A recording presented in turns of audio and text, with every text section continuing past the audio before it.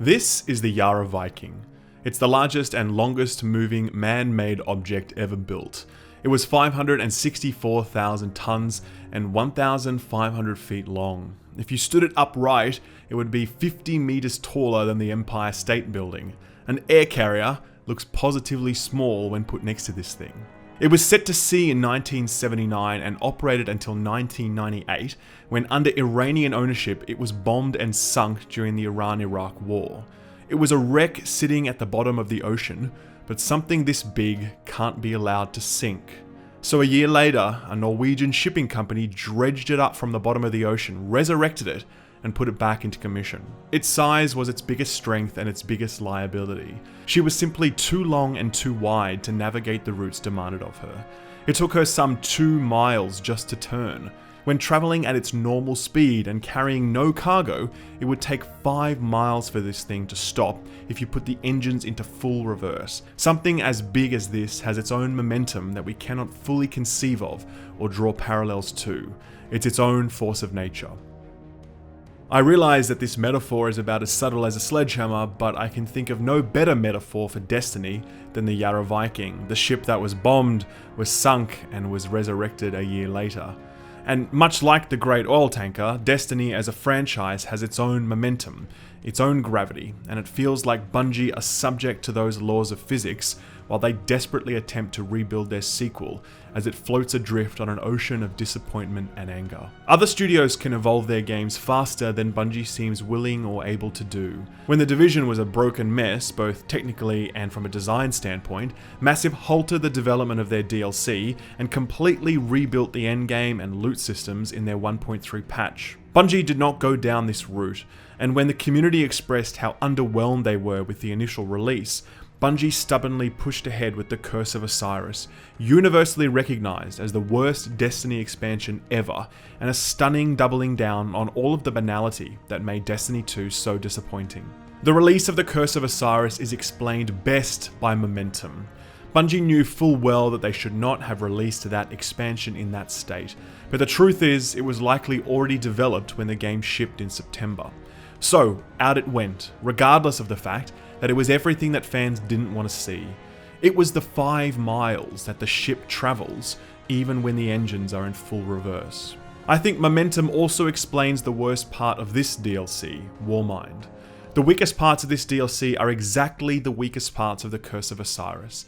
Its horrendous writing and storytelling, its lack of new enemies, reskinned weapons and armor, and undercooked endgame progression systems. It's all the greatest hits we've come to expect at this point, and for me, it's further evidence that this DLC was created a long time ago, well in advance of the game's release, because it's again so tone deaf in those areas that it couldn't possibly have been created in the context of the community's overwhelming feedback. But believe it or not, this video is not just going to be Destiny 2 rage porn, because there's actually some pretty good parts to this expansion, and separate from this DLC, Bungie have been doing other things in the background, things that do respond to community feedback. Chris Barrett's live team have laid out a roadmap which essentially seeks to get Destiny 2 back to where Destiny 1 was, only Bungie couldn't deliver the meat of these improvements until September 2018. Minor improvements would be drip-fed over the course of that time, and a number of those improvements are in now and are manifestly impacting how returning players will judge the Warmind DLC. In this way, we can't just review Warmind. We really have to review Destiny 2 6 months on and answer one simple question: is it worth coming back to yet? And as you've no doubt seen from the thumbnail, I think the answer is no. But where the answer was clear-cut, emphatic and uncomplicated in the case of the Curse of Osiris, the answer is much more nuanced here, because for the first time since the launch of the game, things are looking up. It's as though we've turned a corner, and some of the incremental improvements that the live team are making are beginning to be felt, and while this is great news, it does little to redeem what is a fairly underwhelming and forgettable expansion that does little to enlarge or improve the game beyond what contributions the sandbox changes are already making.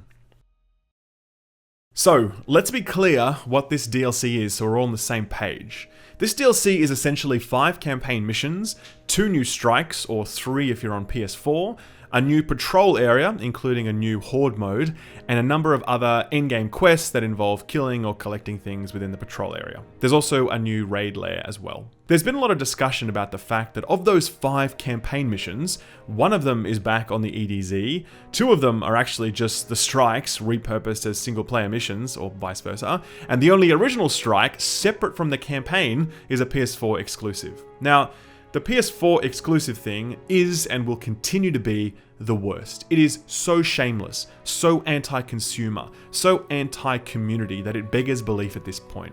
Next time Deej or anyone else at Bungie looks down the barrel of a camera and says that they care deeply about their community, remember that they literally fuck over 2/3 of them because they wanted a cash injection from Sony. It's always been indefensible, and it remains so today. Outside of this, there's a broader narrative that this campaign is really short and there's not enough content to justify the $20 price tag. That's not a view I share. The smaller DLC drops, like the Dark Below and the House of Wolves, were only ever a few missions long, and they did lots of cheeky stuff to make them seem longer, like running old missions in reverse. None of that's new, and this really just feels sort of par for course, rather than Bungie being especially lazy here. However, the storytelling within these missions is just so awful, and a reminder of just how much storytelling capability Bungie have lost since its Halo days. Cast your mind back to the Curse of Osiris. If you ever played it, you might remember that the story revolved around one of the most storied and important characters in the whole Destiny universe, but instead of learning more about that character, you spend the entire time fighting some no-name boogeyman you've never heard of, and then you have one ridiculous conversation with Osiris at the end, and it's done. Game over. Now, you will not believe this, but the exact same thing happens here in Warmind. The exact same thing. You think you're going to be spending all this time working with or against Rasputin, but you're actually just fighting some hive worm you've never heard of, and then you have one conversation with Rasputin at the end before Anna drops this cringy gem. We've got this. And then we're done. Only it's actually worse than Curse of Osiris, because at some point during this story, you'll feel like you accidentally hit the skip chapter button on your remote, and the story just seems to be missing bits. Like, I'm having a conversation about Rasputin being a threat, even though Zavala previously loved Rasputin and wanted to, like, have his babies. If we are ever to reach a second goal, it will be with Rasputin at our side. And then all of a sudden, I'm chasing a hive worm god, and Crota's brother makes an appearance for like 30 seconds before I kill him. The entire story makes no sense, but more than that, it actually churns and burns some of Destiny's biggest and best lore without anything to show for it. It's clear to me now that Bungie have an approach to its most prominent characters, one where they are forever distant and unknown. Bungie don't want to dispel the mystery surrounding Osiris or Rasputin. They want them to remain aloof and separate from us. But this approach just isn't working, and where our interactions with these legends should fascinate us, they just end up frustrating us. We don't walk away from Rasputin with a sense of wonder at what we've just come into contact with. We just walk away with blue balls, and we feel pissed off that he wasted our time. I feel this is Destiny 1 storytelling all over again, a problem that Bungie solved when they let us get close to the Vanguard heroes during the Taken King. In that DLC, those characters went from quest givers to heroes, because Bungie let us know them. But they seem to have forgotten that lesson as it pertains to Osiris and Rasputin and Anna Bray. These characters are still very much video game NPCs, no matter how awesome Rasputin's voice sounds. Story aside, the campaign is unremarkable. Remember that mission in Halo 2 when you're crossing the bridge on the Scorpion tank? Thanks for the tank. He never gets me anything. Oh, I know what the ladies like. And the Halo theme is playing in the background, and you have your Marines alongside you, and they're spouting all sorts of bullshit, and the Covenant are throwing everything they got at you. You just don't forget a mission like that, because it's amazing. Warmind has no missions that feel even remotely close to this, and the only reason I remember any of them now is because I had to do them again as strikes straight after finishing the campaign. I think part of the reason that a lot of this lacks impact is because you're still fighting the same enemies we've been fighting for 4 years. Now look, credit where it's due. Bungie have at least tried to add some new enemies here by reskinning the Hive. You'll now meet Hive Knights with swords and shields, and there's a new Sniper Hive, and the Thrall are now covered in ice, I guess, and they make a really cool sound when they die. It probably was unreasonable to have expected a new faction of enemies in this expansion, but my point here is less about Warmind and more about the fact that the decision to add so few new enemies to Destiny 2 continues to hurt the game, including this new DLC. I will say that the environments we're exploring in this chapter are pretty great. Warmind adds a new patrol area on Arctic Mars, and it's terrific. It has this great sense of range to it, from the corporate Bray research facility to the rolling sand dunes of Mars to the inner guts of the Warmind AI. I've always been a real sucker for any of Rasputin's design. I think it's some of the best future tech design in any video game or movie or anything, and I think the artists have done really tremendous work here yet again. Coming back to the complaints about the length of this campaign, I think a lot of critics fail to address the fact that unlike the Curse of Osiris, there are a few things to do after this campaign ends. Not a lot, but certainly a few things. There's follow-up quests and adventures which do a far better job of fleshing out the Warmind's lore than the campaign does, and there's collectibles throughout Mars, very reminiscent of the calcified fragments on the Dreadnought. This is definitely a more substantial DLC drop than the Curse of Osiris was, and that's unquestionably a good thing. And there's also an exotic weapon quest, but the reward is the Sleeper Simulant, a weapon we unlocked through an exotic quest line in the original Destiny. I don't understand how anyone at Bungie thought it would be a good idea to develop an entire quest line and then to give us the exact same weapon that we got for completing an exotic quest in the original Destiny. And for what it's worth, that exotic quest was 10 times better back then. I think if I was talking about this a while back, I'd be angry, but at this point, I just don't care and I find it more comical than anything else. The headline new activity or mode in this DLC is Escalation Protocol. The way this works is that you see these pads out in the patrol zones and you activate them to trigger the event, and you need to kill waves of enemies.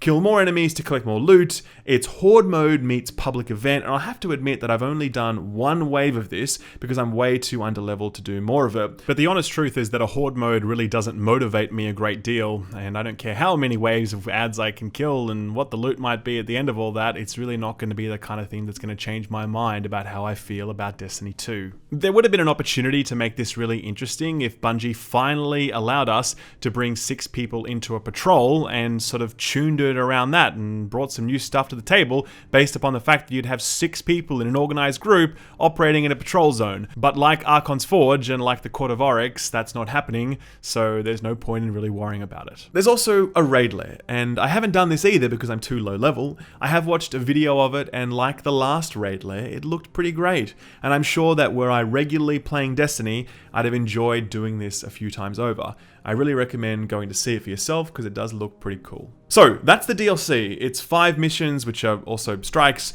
There's endgame quests, Escalation Protocol, and the raid lair, and if you're detecting an air of antipathy in my voice, you are not wrong.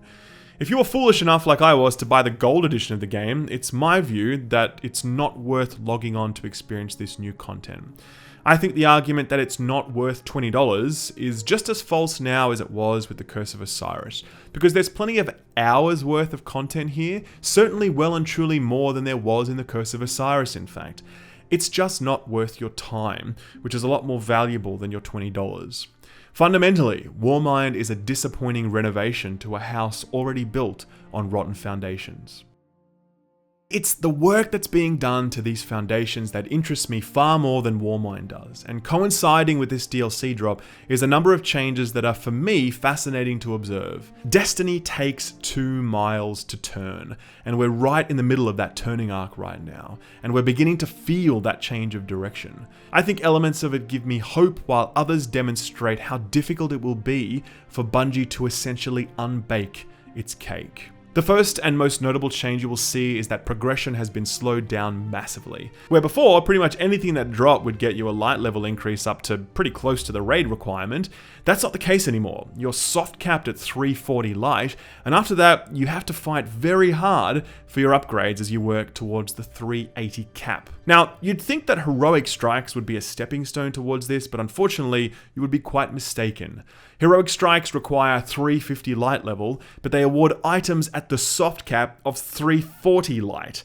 There's literally no reason to do them except to complete your weekly heroic strike milestone, which nets you a single item. The decision to make heroic strikes require a higher light level than the gear they reward is very reminiscent of the Division, which did exactly the same thing for a number of months until Massively finally agreed how stupid it was and they changed it. I do hope Bungie will do the same thing here. In addition to all of this, purple engrams you get in the wild or in PvP are also subject to the soft cap of 340, meaning that you can no longer just grind your way through PvE or PvP activities to become more powerful. So if heroic strikes and the grind doesn't make you more powerful, then what does? Well, it's now entirely about your weekly milestones and the raid.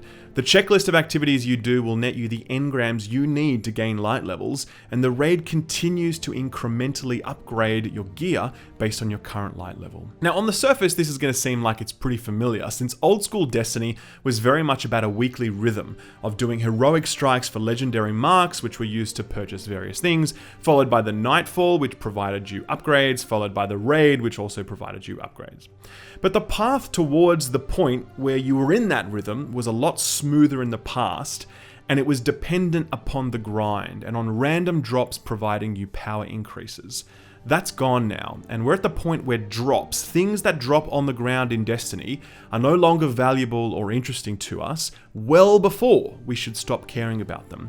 And I think this is a big problem. This gets even worse when you recall that random rolls have been removed from Destiny. In the past, our progression existed on two axes, the light level of our gear and the rolls on that gear.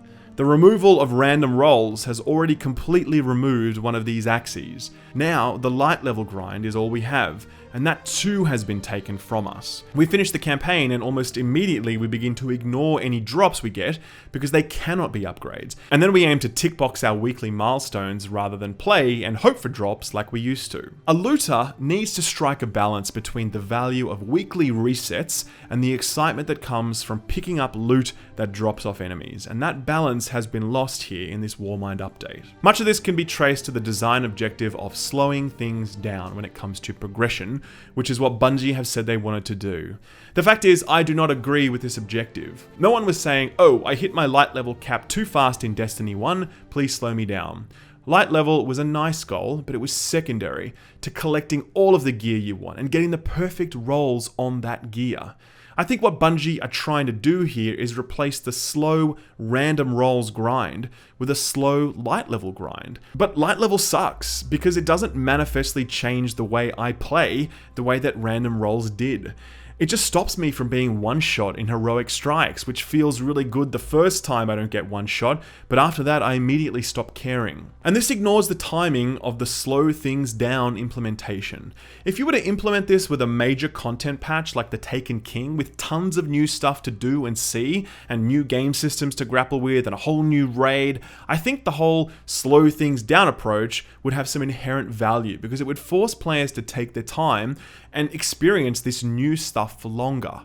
Implemented now in Warmind with so little new content, the approach essentially asks players to rerun the same content they've been running since launch, only do it more slowly. I think this is perhaps the biggest reason why this approach feels like it's grating more than it's successful. The newly added masterwork weapons are meant to fill the gap left by random rolls, but I'm unconvinced that this is the cure for what ails the Destiny loot game.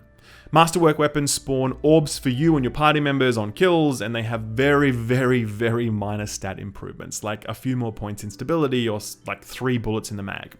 You can re-roll those improved stats, so they are random in a sense, but it's a form of very linear progression, since all you're doing is you're taking the good weapons and making them even better, and you still get to ignore every other weapon because rolls are static and you always know what you're going to get.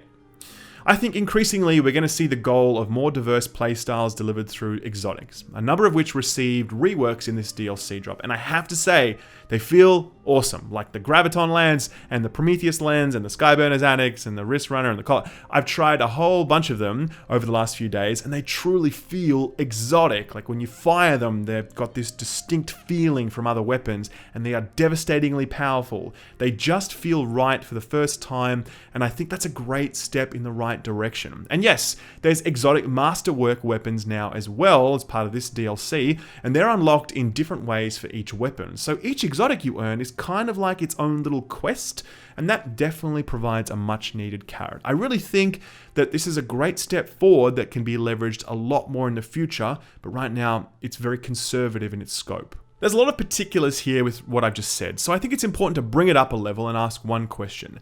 Is Destiny's loot game fixed? And I think again the answer is no. We're seeing hints of potential in the exotic reworks and the masterwork system, and they could be really great one day, but right now they just feel like dipping a toe in the water rather than a heaving swing. Destiny items are starting to bring back the power fantasy that we lost in Destiny 2, but there's still a long way to go, and we'll have to wait till the fall update to see what this brings. The other major change introduced was the inclusion of ranked PvP. If you queue in the competitive queue, you get the chance to earn glory, which is a number that goes up when you win and down when you lose. Grind enough glory, you'll eventually hit a high enough rank to unlock the exclusive PvP weapon called the Redrick's Claymore, which is basically just the best weapon in the game at this point. It will take most people around 300 or so PvP matches to grind for this if they are a slightly above average player, which is about 50 to 100 hours of PvP. For the record, I, along with many others, have long been calling for ranked Destiny PvP. I grew up on Halo 2 multiplayer and StarCraft 2 ladder and grinded ELO in League of Legends for days. I love competitive queues in games, and when they exist and when they work well, it's pretty much all I play. So you'd think that when Bungie announced that competitive was coming, I'd be really excited about that. But honestly, when I heard that they were introducing a competitive queue with this DLC, with the game in this place, I suspected that it was too soon, and sadly that's very much the case here. Firstly, competitive drives people into the 4v4 queue at a time when Bungie has begun reintroducing the 6v6 queue. Now I'm sorry, but 6v6 is just better. I know some people like 4v4 because it's more sweaty and strategic and focused, but the overwhelming majority of people want to be doing more 6v6 PvP. And right now, the competitive queue pushes them into the game size that they don't want to be playing in. Secondly, the matchmaking system has no integrity whatsoever, and if you are queuing solo, you will get matched against stacked groups and they will stomp your face. This didn't matter before because winning or losing didn't really matter, no big deal. Now it matters, and it honestly just destroys the experience when it happens. There should be a solo queue and a group queue, and that doesn't exist here. And it sucks even further because Bungie, in their infinite wisdom, decided to add a winning streak bonus to increase the rate at which you gain glory, and that's fine, but they also added a loser's streak so that you lose more points when you lose consecutively. And this exists while this matchmaking algorithm will match you up against stacked groups if you're playing solo. How anybody could have thought that a losing streak would be remotely acceptable given the shoddy state of this competitive framework is completely beyond me. It's staggeringly inept from a company that was at one point running the greatest PvP game in town. But much like the PvE side of the game, the PvP's problems are still routed in its foundations. PvP is just not fun. I forced myself to do a few hours of it as part of this review, and the whole competitive experience is just the worst. The queues are so long, the load screen takes forever. When we're fighting, it's just the same team-stacked, corridor-peeking, poke-them-down meta that existed before the Go Fast update. I want to be really clear on this point. Destiny is not Counter-Strike. It's not a tactical shooter. It's an action shooter. Playing good competitive Destiny should feel like playing Quake or Doom. It shouldn't feel like playing Rainbow Six Siege. Bungie have succeeded in building a game that is built around a power fantasy, and then they stripped all of that power and fantasy out of the PvP. Halo 2 PvP was the epitome of competitive play on a console. I honestly believe it has not been topped to this day. I felt as much like Master Chief in high-ranked PvP ladder games as I did when I was playing Halo's PvE missions on Legendary. I'm all for Bungie making Destiny a competitive shooter, but its vision for what constitutes competitive PvP excellence in this game is the antithesis of why so many people play Destiny. The feeling of release and of freedom and of speed and of power. Until that feeling is regained in Destiny's PvP, the competitive queue should be avoided at all costs. Earlier this week, I had no plans to review Warmind, but on the eve of Warmind, I saw a tweet from Josh Hamrick replying to a troll who was complaining that Destiny was shit, and here's what Josh said. I honestly understand why you feel that way, Jacob. I'm sorry we let you down. We're working our asses off to turn it around and bring the hobby back. I feel like the last few updates have really started to change that, and I believe the future is bright.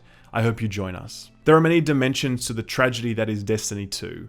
There's the squandering of a tremendous amount of goodwill, hard fought after years of improvements made to the original game. There's the fact that almost the entire Destiny community has walked away from the game. But there's also the fact that there are probably many men and women within Bungie who wear this defeat and disappointment on their sleeve. Here, Josh provided a deeply human response in a world where we typically just get fed lots of PR bullshit, and for that reason, it resonated with a lot of people, myself included. It was this tweet that made me want to check out Warmind, and I really hoped that I would have some good things to say about it. Now, at the end of this review, it's clear that on balance, I don't have a lot of good things to say about this DLC or where the game is now, but I do recognize that we are still in that 5 miles when the ship is coming to a complete stop. This second DLC pack was the last vestiges of the launch inertia, and with that now behind us, Bungie can take the ship wherever it pleases. Bungie have begun that process of making improvements to the game, and some of them, like masterworks and exotic reworks and more quests and collectibles at the endgame, show a lot of promise, but they do feel like small panels or minor cogs in the context of one very big, very unwieldy ship. The problem with the Jahre Viking was that it was just too big to navigate the waters demanded of it, and for that reason, it was decommissioned and torn apart for scrap in 2009. Just because you regain control of something doesn't necessarily mean that you can make it go where you want it to go. Sometimes the very design of something is counter to the intentions you might have for it. It remains to be seen whether or not Bungie are able to reconcile the tension between its vision for its game and the vision held by the community. But for now, the takeaway is clear. They haven't resolved that tension yet, and it's not time to return to Destiny 2.